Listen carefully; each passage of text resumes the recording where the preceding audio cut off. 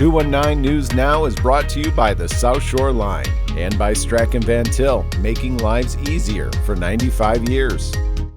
I'm Andrew Garcia, and this is your 219 News Now. A train derailment in Valparaiso caused by a crew's swift reaction to a person on the tracks disrupted local crossings overnight on Saturday. The Chicago-Fort Wayne Eastern Railroad train derailed 4 empty auto racks as the crew activated emergency brakes to avoid hitting the individual. Fortunately, there were no injuries or hazardous materials involved, and the block crossings were expected to reopen by Sunday evening, with repairs ongoing for normal operations to resume by Monday.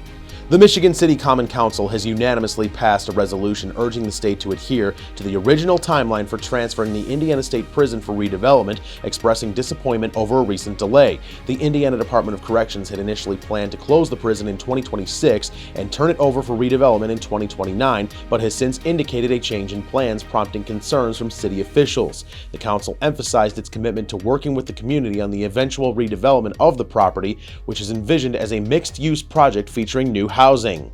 Popcorn Fest 2025 in Valparaiso celebrated the theme of popcorn power with the return of the anthropomorphic popcorn character Pop, who first appeared in the 80s and was revived for the event. The festival featured old-time superhero comics and screenings of vintage Superman cartoons, as well as support for community theater programs for individuals with special needs. Attendees enjoyed a variety of activities, vendors, and performances, including appearances by Orville Redenbacher and Thomas Ian Nicholas, making it a local celebration with international appeal. And in sports, Hanover Central meets Highland on the gridiron in Week 3 of high school football action. Here's a look at their contest from Friday night. So Terrell remains in the quarterback for Hanover Central. Shotgun formation. Bikema relocates to his right and takes the handoff, spinning up the middle, getting a push from behind. And did he fall into the end zone? No indication yet. Yes, he did. 31 seconds to play. This could be the final play. Little give and go here, and they got a man at the 50, 25, 20. Talk about striking. Hanover Central touchdown. Without getting in the end zone. Bikema has some room, cuts back up the middle into the end zone.